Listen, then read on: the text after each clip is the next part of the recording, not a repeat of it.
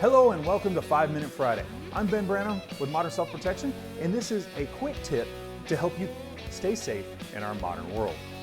Today, we're going to talk about fake news. It's everywhere. Oh my gosh, faceplant. It is everywhere, and I am so sick of seeing all of it.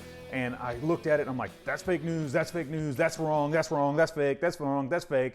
And then I see something that's right, and I'm like, holy crud, this is what the news should look like. This is how things should be done. So I saw a couple of those, and I started looking at it, and I came up with 4 little things to help you spot fake news. First one, the dates. What is the date on the article that you're reading? When was it published? When was it made?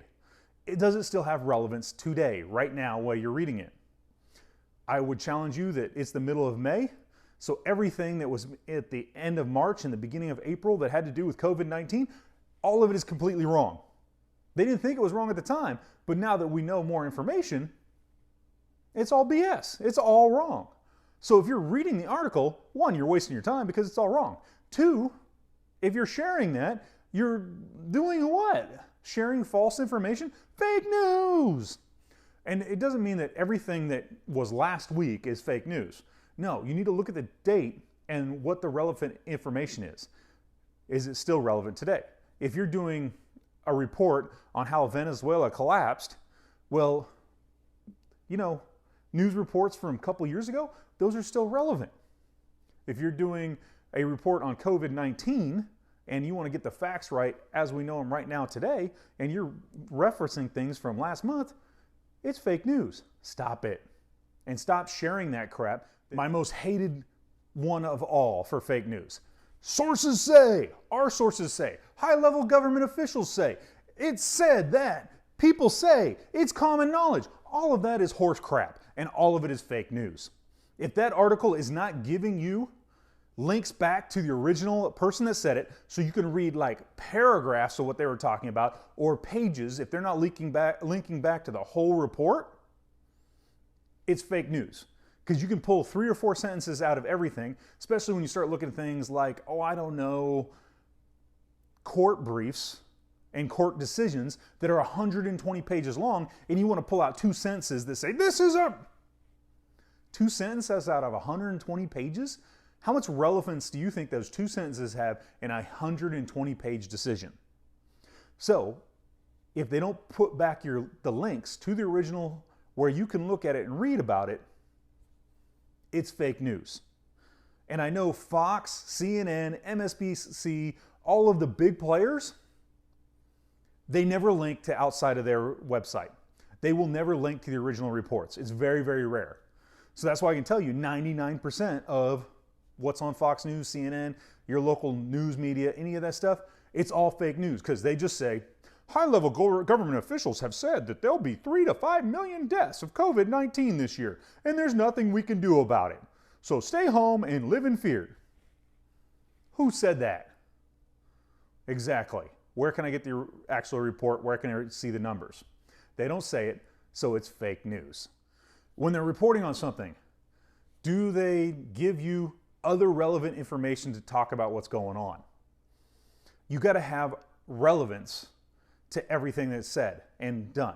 You can't just take one little thing and say, hey, this is what it is.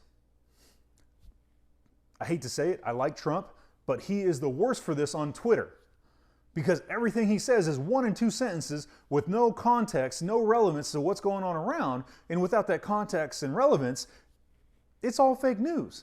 Who knows what he's talking about? Irony is that he's like way ahead of some of this stuff, and later when you get the context and the relevance, he was right, even though at the beginning we all said he was crazy, and he has said some lunatic things, and I think he will continue to do so. But when your news media does the same thing, just because it's on CNN doesn't mean it's not fake news. CNN does the same thing, and a lot of it is their headlines. And in email marketing, we have a term for it. It's called clickbait. And I hate using it, but I use it sometimes because everybody else is doing it, and I got to compete with Fox News and stuff, so I do it very rarely, and most of the time, right at the beginning, I'll tell you that the article head was clickbait.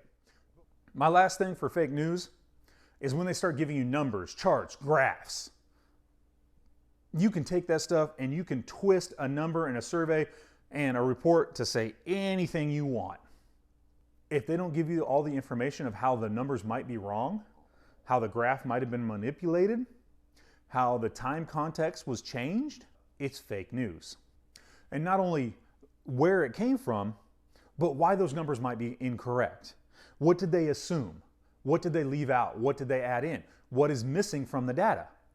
All of this stuff happens all the time, every single day. They just take little bits of data. Gun control, my favorite argument of stealing data, and both sides do it. I dislike it. So last 20 years or so, we've had the violent crime rate, as in murders, have been cut in half. That's about true, you know, give or take a couple percentage points. But is that the whole story? Is that everything? No, that's not everything. Because what else comes with the murder rate? What else has been going on for 20 years? We've been at war as America with two different countries. And our soldiers, and more importantly, our medics, have been very, very good at saving lives. And when you're on the battlefield and somebody's dying, you're allowed to try anything that you think can work. And they tried it all. And they experimented on real people, on real lives. And it's really horrible. But what it did bring is all those guys came back to the real world here in America, and they showed all these medics that are out on fire engines, and they showed police officers and people like me and general public how to do this stuff so that you can save lives. That has a big point in the murder rate. If somebody doesn't die, it's not murder.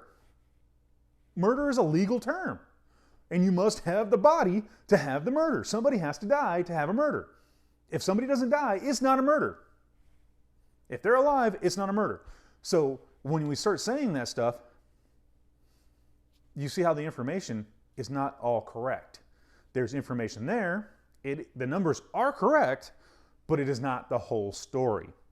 When you get numbers, you got to hear the whole story. If they give you the whole story like that, hey, murders have been cut in half. But here's some other extenuating circumstances. Here's some other things that could be playing on that rate besides just the violent crime rate where people are killing each other in less numbers. People like me that are starting to get smarter, we're starting to look at the violent crime rates, attempted murder, aggravated assault, and battery, and stuff like that to see what the violent crime rate actually is. Because 30 years ago, if somebody got stabbed, they would have died. Now they get stabbed and then they survive. Is that any less violent 30 years ago than it is now? It's great that we have the modern medicine that people can survive, but when we look at those numbers, it's not an apples to apples comparison, and that way the numbers don't jive and it doesn't really matter. So is our 50% cut in the murder rate because our medical systems have gotten that much better where they have saved 50% of the people that would have died 20, 30 years ago?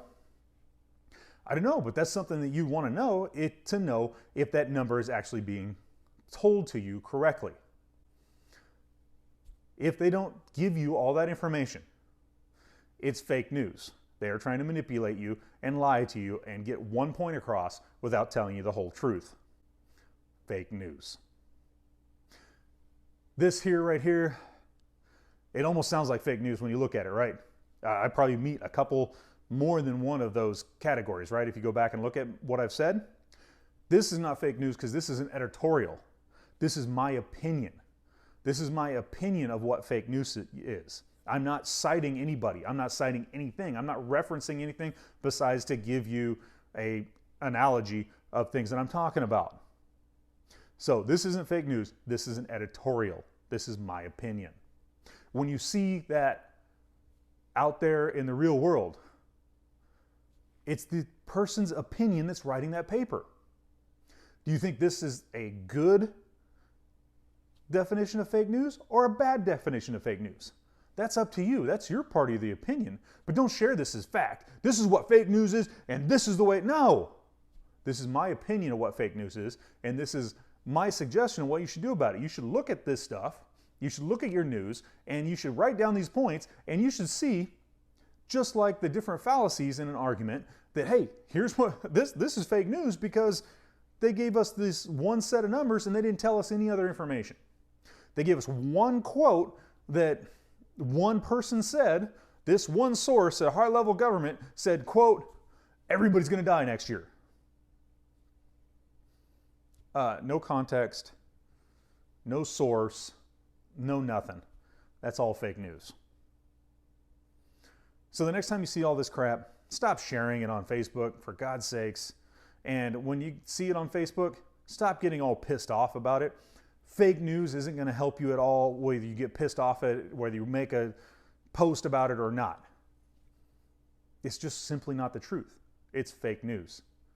And so getting pissed off about it, writing letters, writing to people, not going to do you any good. You know what these people do understand? Stop watching CNN. Stop watching Fox. Stop talking to them. Stop going to their website. Stop linking to their crap. If you stop that, they will see their profits go bam. It will take a while, but it will happen. And when it does, light will come on, and maybe we'll get some freaking real reporters out there again that will actually really report the news and stop using fake news and clickbait headlines to get you to watch, because that's all they care about. Your eyeballs are worth money to them. And that's what they're trying for. And if you stop watching, they'll either change, or Fox and CNN will both go out of business, and we'll have another news conglomeration come up and take their place. Thank you for watching. I'm Ben Brannon with Modern Self Protection. You can find more great stuff like this at my site, modernselfprotection.com.